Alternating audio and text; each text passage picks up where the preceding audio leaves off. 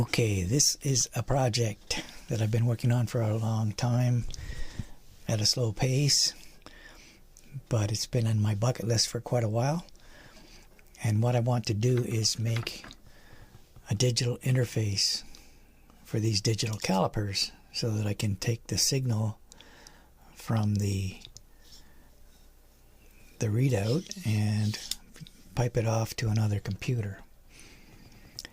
I also want to be able to power these things remotely, because these low-cost digital calipers are notorious for leaving the battery on to some extent, and the battery dies rapidly. And of course I don't like changing batteries, so I want to be able to power this remotely and at the same time get the digital signals out to another computer. So what I've done is I've made a little interface card here. So these calipers, I have two of them here. They're both very similar but completely different manufacturers. But what they do is that they're running off 1.5 volts. So we need to interface to a computer, in this case an Arduino Pro Micro, which is running at 3.3 volts.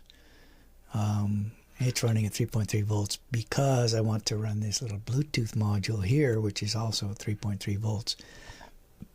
So this is available in a 5-volt version, and this interface takes the 1.5 volt signals from the digital calipers, translates them to either 3.3 or 5 volts. Basically, there's a regulator here that can take either 5 volts or 3.3 volts in and puts out 1.5 volts. And there's a comparator here, basically a dual comparator, that will translate the 1.5 volt digital signals to 3.3 or 5 volts. So the power supply for this op amp or comparator is whatever the rail is coming in here. So if there's 5 volts coming in, then this thing is running off 5 volts. And if there's 3.3, then this is running off 3.3 volts. But the threshold for discriminating a 1 and a 0 is set by this voltage divider here, 2 resistors that are running off the 1.5 volt regulated output. So it's always going to discriminate the proper voltage signals regardless of the power supply that's coming in. What I've done actually is pretty special on the connector side of this. So these things have just a little circuit board with 4 fingers in them that you can make contact with. There's power, ground, and a clock and a data line. So 4 signals. And what I've done here is I've bent my handy dandy little test points, which are nicely conductive, and they're also quite springy. So I bent them so that, and they're very cheap, so that they're sort of soldered at the back here. Then they run down through a hole, and then I put a little hoop on the top here, and it goes back through some other hole, so that these things now become little spring-loaded contacts, so that they can be pushed down and make good contact with the fingers that are in the digital caliper. So that's how that works. It actually works very well. Now I also made a little chassis for this thing, so I need to make it a fairly tight fit in there, and this little 3D printed case is going to help me make this thing fit better and also protect the circuit a little bit.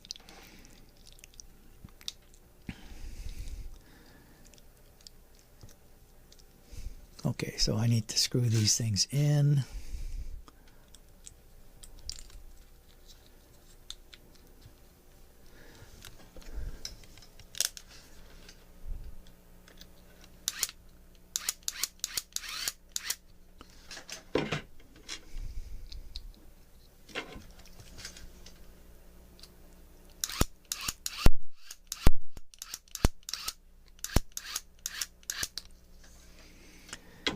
Okay, so we now have a nice little sandwich that we can plug into the caliper.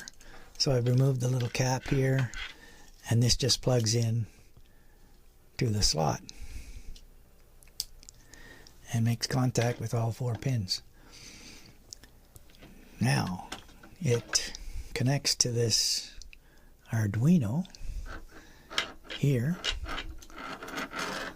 Let's just plug it in. Alright, let me just... Okay, so we have an I2C LCD display. It's just two lines of 20 characters. Now it's running off 3.3 volt signals, which are, you know, these I2C signals have pull-up resistors to 3.3 volts, but the LCD really needs 5 volts to actually get good contrast. So I'm running the power lines over to 5 volts, and it still responds really well to the 3.3 volt I2C. So let's actually turn this on before I put everything together and just see how it works. I'm going to power this guy here. If I can turn it in the right way. There we go. So it says digital caliper, and we need to get it plugged in properly. So now it's reading exactly the same as the caliper. I don't know if I can get them both to be seen.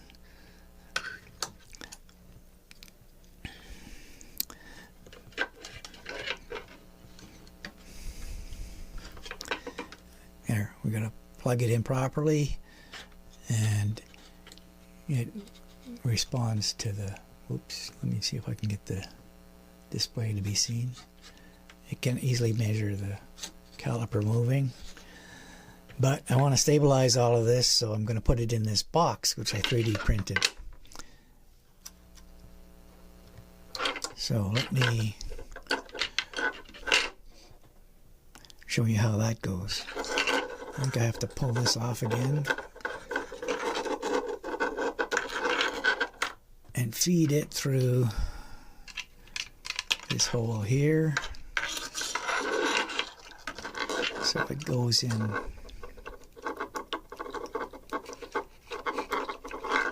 like that. Now this guy goes into the bottom of this box, actually this way, and there's a USB port at the top here.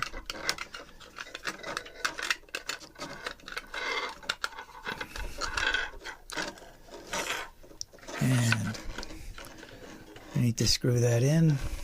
Alright, here we go.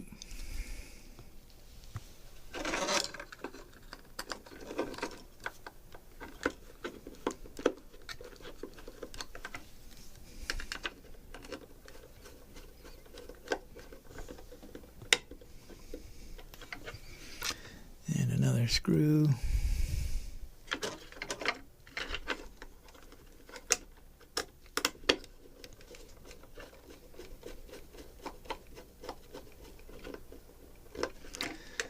Okay, so that's nice and snug in there. And now the display needs to, okay, it's not 100% symmetrical. Let me just make sure I got it in the right way here. Yep, so the display bolts to the lid. Let me grab some screws.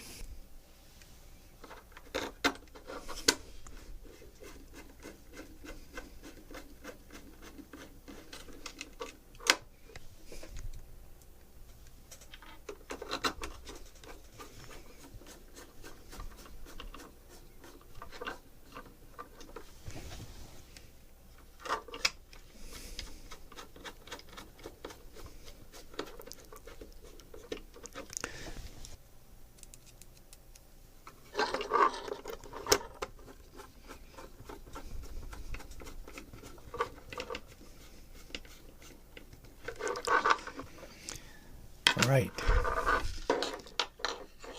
Okay, now, if I'm not mistaken, it goes this way.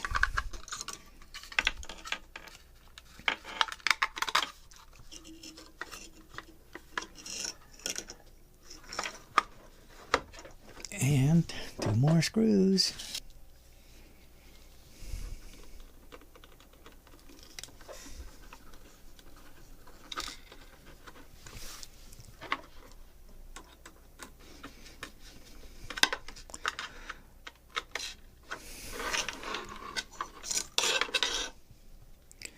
More screws than I typically put in a box, but these cards have screw holes for mounting.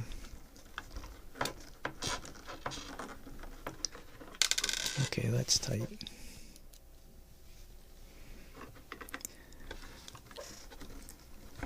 The threaded hole behind there is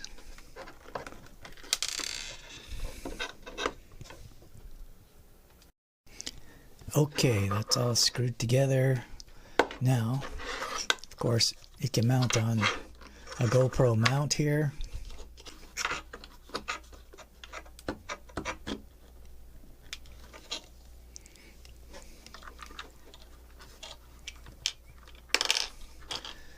And let me just put that together. Let's see if I can put the power back on here.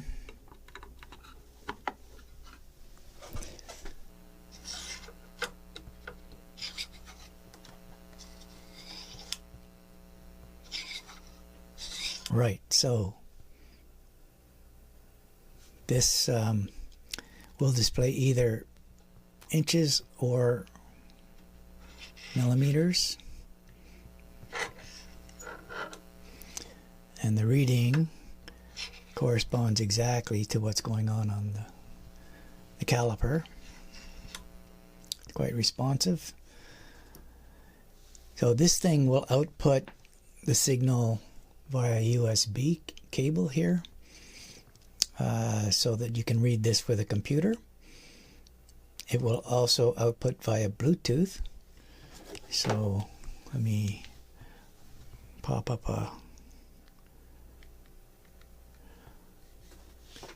Bluetooth terminal, and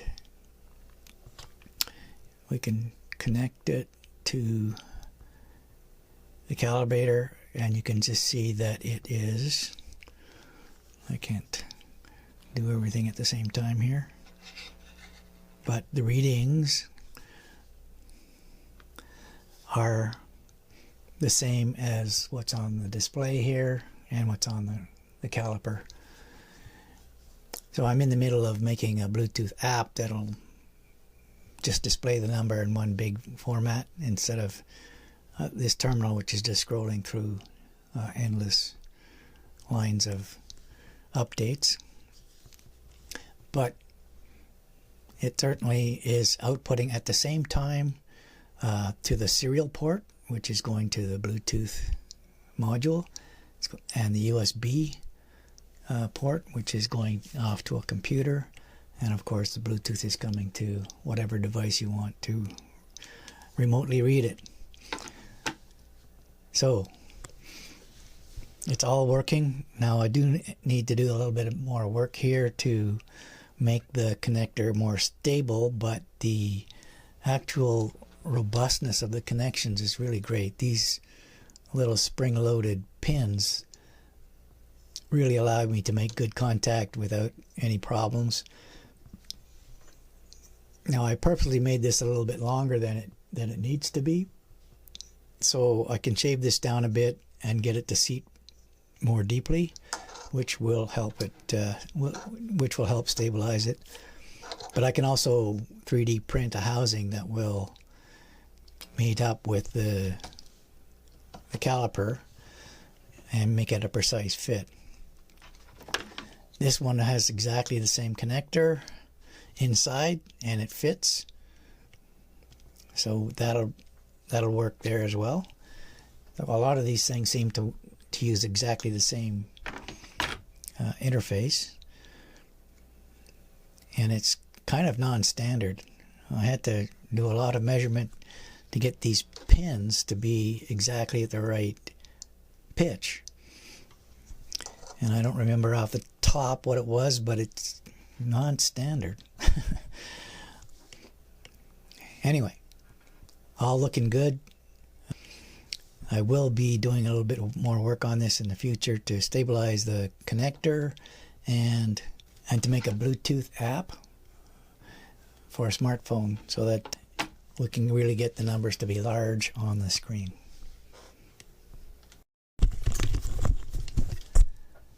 And just a little bit of a show and tell. Of course, this is my standard hockey puck base, but nice little box. It could, of course, be shrunk down to the size of a postage stamp, but right now I want a platform to experiment with getting this data across successfully, and then when I have an application that really requires it to be shrunk, maybe I'll work out something a little bit more compact.